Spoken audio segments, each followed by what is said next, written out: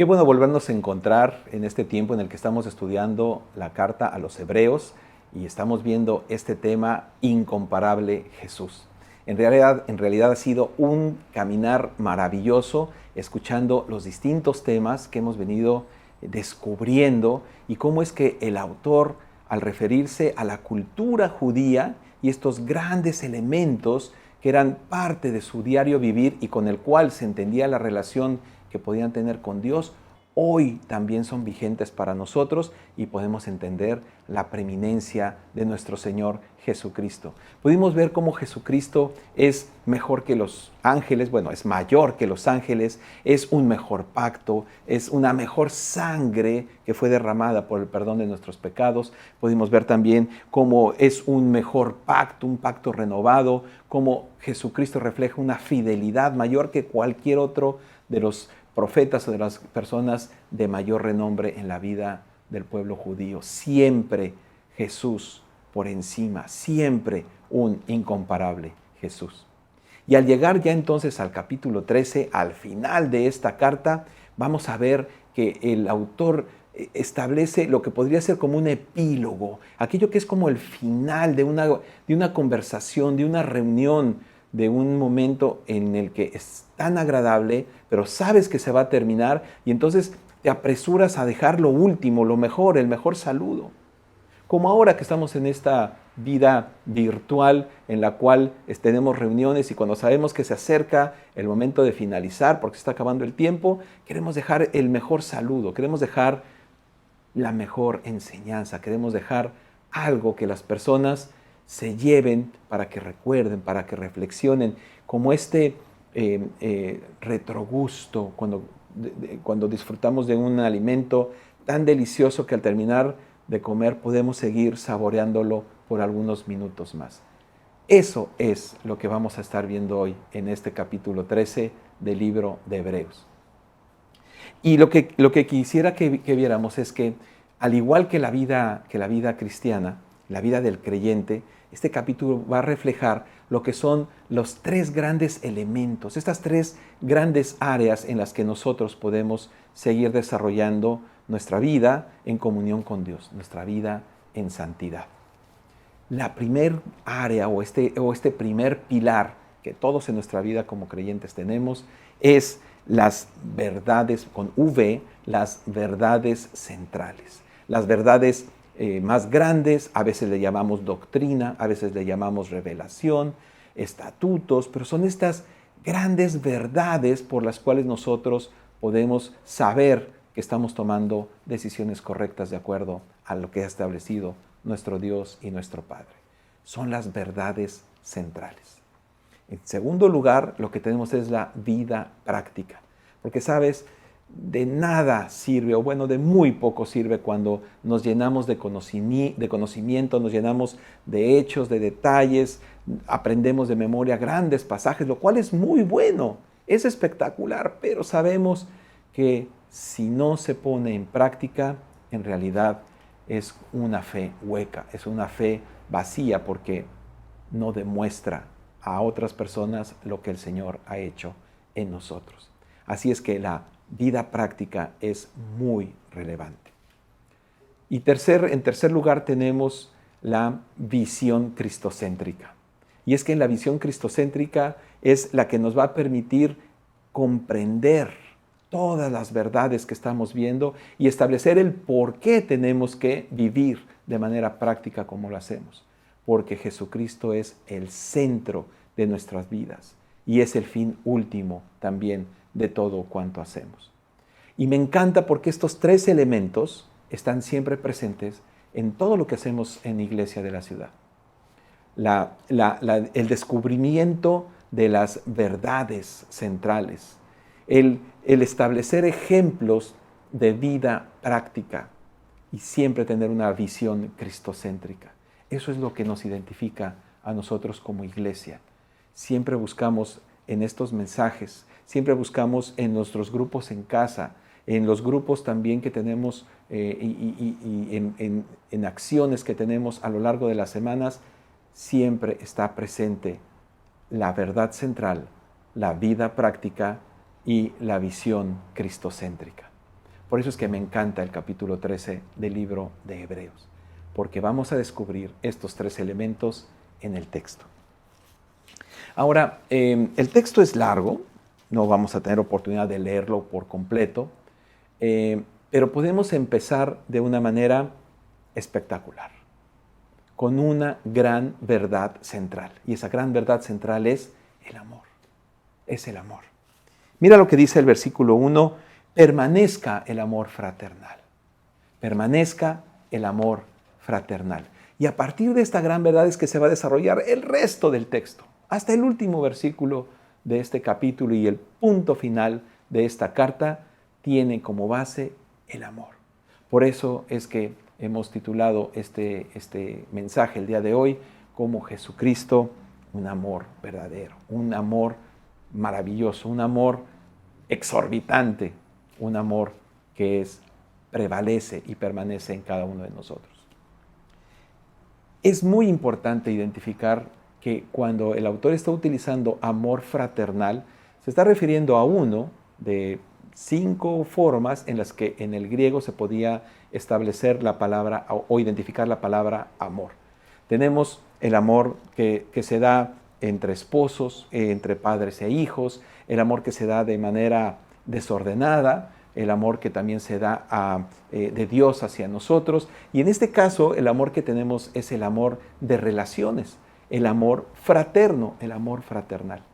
Y el amor fraternal es tan relevante porque es el principio de cómo entendemos nuestra relación y nuestra comunión con nuestro Dios. Y el autor lo que hace a continuación es que nos permite tener una visión 360 de lo que es la relación de las personas.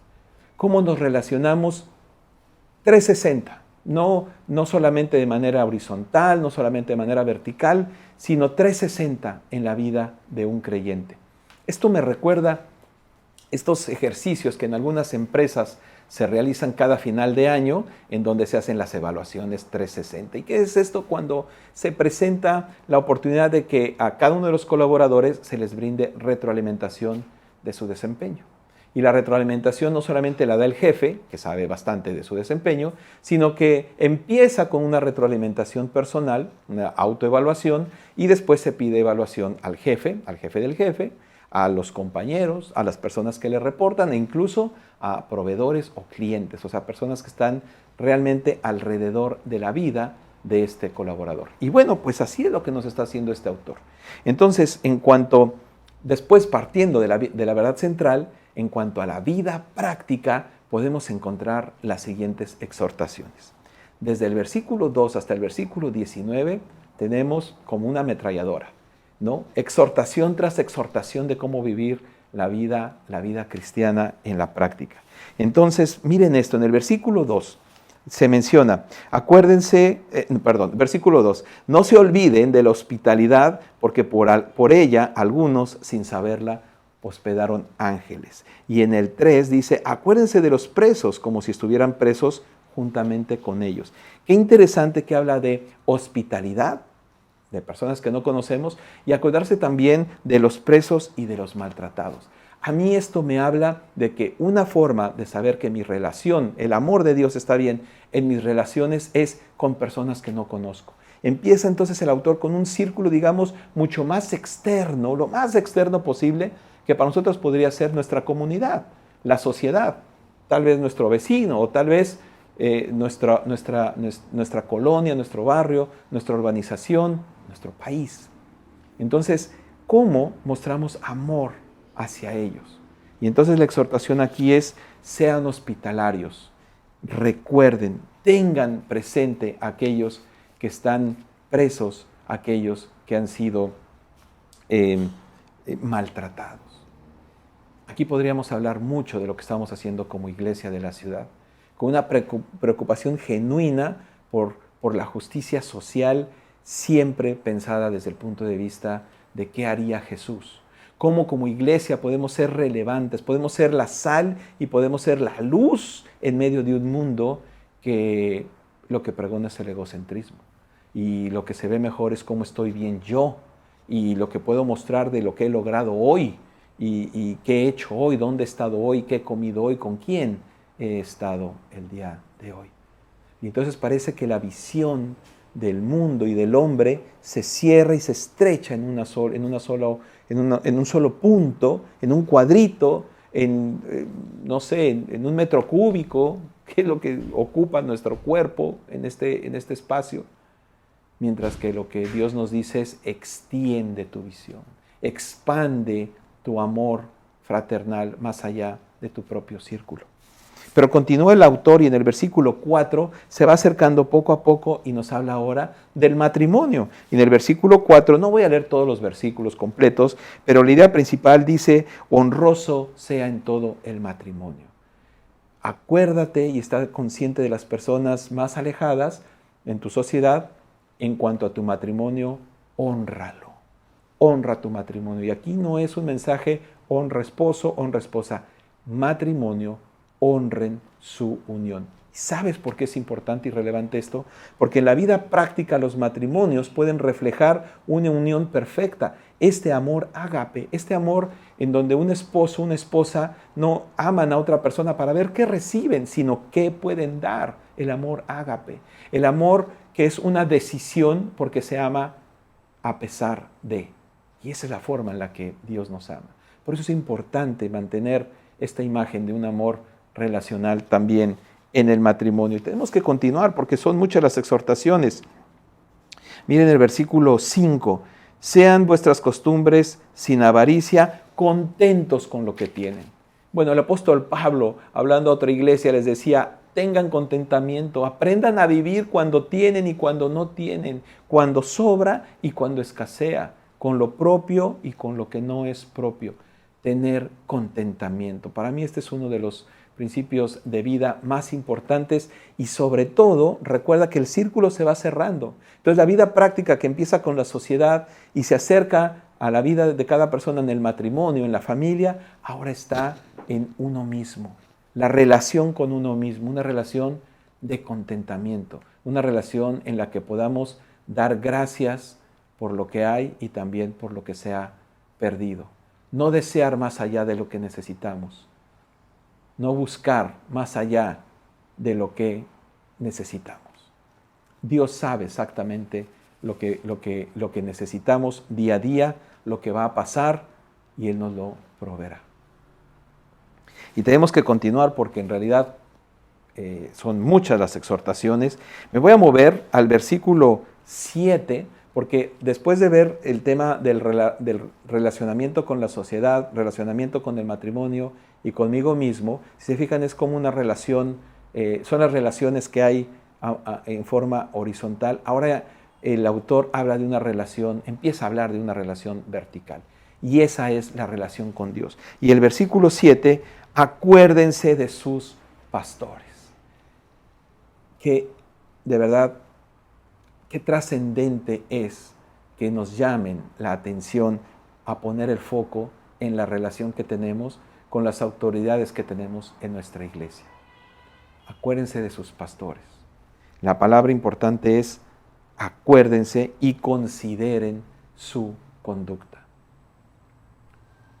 Muchas veces tenemos una idea equivocada, muchas veces también por la historia que tenemos en cuanto a nuestra vida de relación con Dios, en que los pastores son las personas más perfectas que hay y no se pueden equivocar y ante el primer error o el primer situación que no sea muy adecuada, corremos a comentarlo y decimos, bueno, no quisiera hablar, pero y ahí la soltamos y criticamos y juzgamos, y eso no es nada bueno.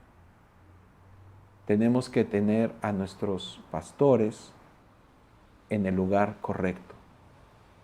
Por eso es que la idea que empieza en el versículo 7 termina en el versículo 17, cuando el autor dice: obedezcan a vuestros pastores y sujétense, porque ellos velan por vuestras almas.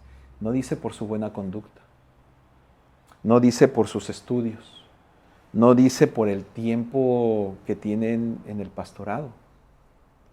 Obedézcanlos y sujétense, porque ellos velan por vuestras almas.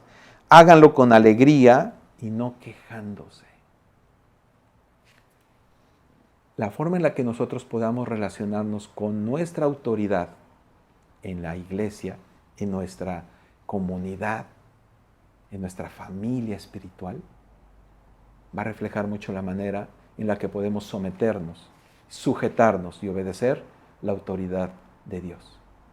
Y si nos cuesta trabajo sujetarnos a la autoridad aquí en la tierra, tenemos que reflexionar mucho respecto a qué tanto nos ponemos bajo la sujeción de la autoridad espiritual de Dios. El autor continúa y termina, digamos, esta parte de relación en el grado más alto de estas relaciones verticales, que es con Dios. Que es con Dios. Y en el versículo 9, entonces leemos: no se dejen llevar por doctrinas diversas y extrañas. Me encantan los verbos. Recuerda, considera, obedece. Y en este caso, no te dejes llevar. Mira que no dice que no las escuches, que te aísles, que digas, no, yo no quiero escuchar nada de eso porque eso es herejía o eso no es lo que dice la Biblia.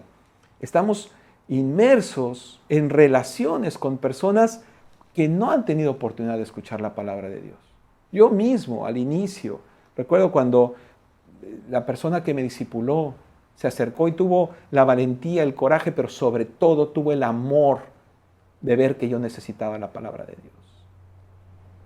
Y cuando me invitó a estudiar la palabra, yo le dije, sí, pero desde mi Biblia. Y él no dijo, oye, ¿cuál es tu Biblia? ¿Cuál es la versión? ¿De qué tamaño es? No. Él me dijo, si es una Biblia, estudiemos de tu Biblia. Él entendió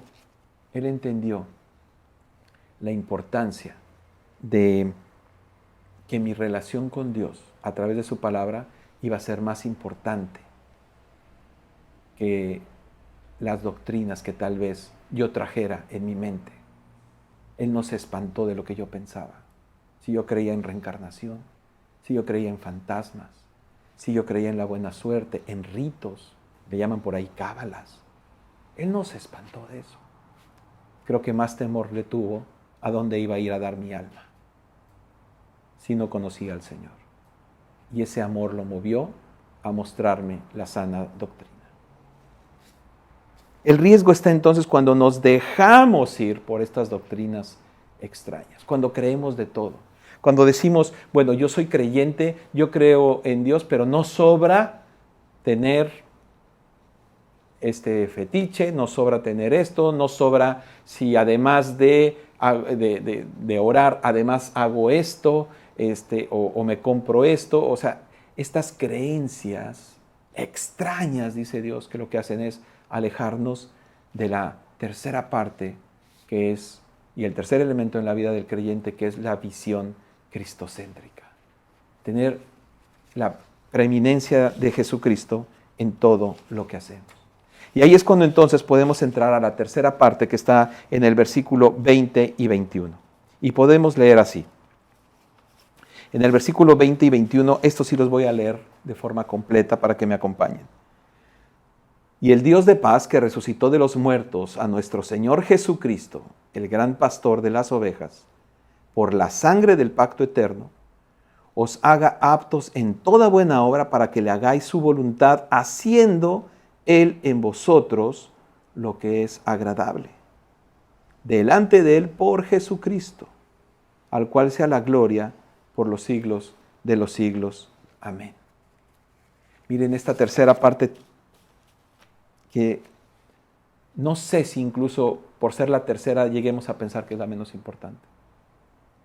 Porque al contrario, es de donde parte toda nuestra visión de vida. Tener a Cristo como centro de nuestro ser, de nuestros pensamientos, de nuestras decisiones, de nuestros anhelos, de nuestras angustias, de nuestros dolores, de nuestras penas, de nuestras alegrías, de los momentos en los que lloramos, de los momentos en los que nos reímos, en los momentos en los que acompañamos y en los momentos en los que estamos solos. Y me gustaría terminar entonces este mensaje en que juntos pudiéramos encontrar por lo menos 6 grandes verdades de Jesucristo.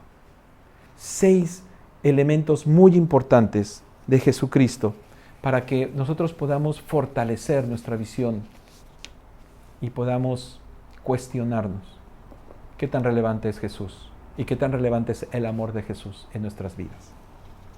Y entonces, mira, encontramos en el versículo 20, el Dios de paz resucitó a Jesucristo. Resucitó a Jesucristo. El Señor Jesucristo ha resucitado. Pablo ya nos lo ha dicho. Si no existiese, si no se hubiera dado la resurrección, nuestra fe sería vana. Pero tenemos hoy la confianza de en quien hemos creído, porque cumple sus promesas. Porque tenemos un Dios que ha vencido a la muerte. Creemos en el Dios, de todos los pensamientos que hay, de todas las ideologías, de todas las filosofías y de todas las religiones, el único que ha cumplido lo que ha dicho de manera clara, comprobable, históricamente registrada, no solamente en la Biblia, sino en otros lugares también. El único que lo ha hecho, que está comprobado 100%, es Jesucristo, al haber resucitado. Relevante también es que se le llame el gran pastor de las ovejas. Y ahí recordamos a Juan, el Evangelio de Juan en capítulo 10, cuando el Señor puede decir: yo soy el pastor, el buen pastor que da la vida por sus ovejas. Me encanta que la gran preeminencia de este Jesucristo tan relevante en nuestras vidas no diga que sea solamente un pastor, sino que es el gran pastor. El gran pastor. Y la relevancia de Jesucristo no solamente se queda ahí, sino en el versículo 20 también leemos que es por la sangre del pacto eterno. Me encanta que el autor de Hebreos esté finalizando la carta poniendo a Jesús tan en alto, así como lo ha venido haciendo a través de todos los capítulos. El gran pastor, el Señor Jesucristo, la sangre de este pacto eterno. No una sangre que era derramada antes solamente para el perdón de los pecados de ese momento, o por los que venían en un año, como todavía de repente se cree en algunos momentos y en algunas facciones o grupos que se pueden tener estos pecados perdonados por adelantado, por un año. Este es eterno, es un mejor pacto, es una mejor sangre, es la preeminencia de Jesucristo. Y leemos en el versículo 21, y que Dios nos haga aptos en toda buena obra para que hagamos su voluntad, haciendo Él en nosotros lo que es agradable por medio de Jesucristo. Por Jesucristo. Nuevamente, todo lo que hagamos, lo hacemos al final de cuentas porque Jesucristo obra en nosotros. No es por obras propias, no es por voluntad propia, incluso no es por intención propia. Me encanta cuando Pablo dice, si nos consideramos obreros, considerémonos aprendices de obreros. Ni siquiera hemos hecho lo bueno porque apenas estamos haciendo lo que Dios permite que nosotros hagamos. Eso a mí me da una perspectiva maravillosa. No de lo que no estoy haciendo, sino de lo que puedo llegar a hacer en Jesucristo. Yo he recibido muchas críticas en mi vida porque me dicen que el cristianismo es un pensamiento limitante. Porque yo digo como cristiano de que es la voluntad de Dios y si Dios no quiere, entonces no va a suceder. Y entonces yo me siento y me espero. No se va a aliviar a alguien de mis familiares que están enfermos si Dios no quiere, entonces no lo llevo al médico, ¿no? Mis hijos no van a ser grandes profesionales o profesionistas, o no van a brillar en la vida si Dios no quiere, y entonces pues no pago por su educación. Pero como si Dios sí quiere, entonces ¿para qué les pago su educación? Esos sí son pensamientos limitantes. Esos son doctrinas extrañas. Porque lo que yo leo aquí es que las cosas que yo hago las puedo hacer por medio de Jesucristo. Y si Jesucristo es el Señor de señores y es quien mantiene y quien sostiene toda la creación, no puedo terminar de imaginarme todas las cosas que podría hacer en su nombre, porque es su voluntad y para gloria de Él, no para gloria mía. Y termina diciendo lo que es una oración. A Jesucristo, al cual sea la gloria por los siglos de los siglos. Amén. Jesucristo hoy, Jesucristo ayer, Jesucristo siempre. Que a Él sea la gloria.